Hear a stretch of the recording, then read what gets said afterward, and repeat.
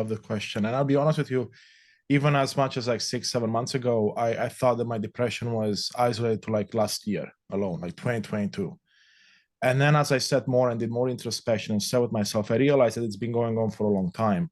And the way mine manifested is in a lack of joy and fulfillment in day-to-day life. Now, of course, there were many amazing things happening in my life that would bring me joy, but that joy was not something that was sticking because of everything else that was being piled up on top. And also the sense of fulfillment. Now, keep in mind, I have an amazing career. I work for Microsoft, actually. So I have a senior role.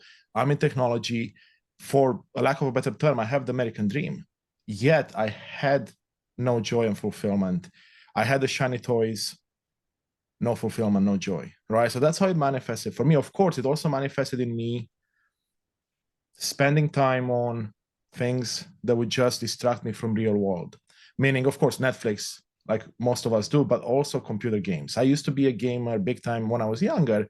So that was always my refuge, right? Jump into computer games. And I mean, last year, there were times where I would work my job, take my dogs for a walk, and then spend 12 hours playing games, right? Cutting on sleep and everything else just so I can distract myself and feel less pain. And the pain is not the pain most people would think about.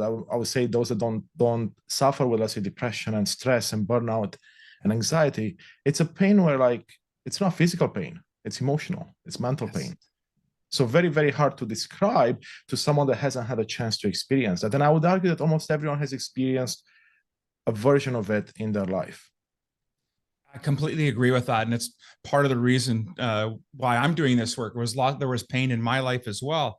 And I like how you frame that. It's not a physical pain that we can all recognize. We can recognize that physical pain, but when there's that numbing, deep inside pain where we have that, as you said, this lack of fulfillment. Many of us have successful careers. We have the accoutrement, so it looks like a successful and a happy life, but truly, when we get up and we move and we take on the day, we feel less fulfilled because we're not living from a place of purpose and passion. And that's why I like having guests such as yourself on who've, have gone through that journey. And then, so that leads me into the next part of your opening. You talked about, being, because you're into technology and mathematics and you want it to be practical. Yes. You want it to be able to make sense. It has to be logical.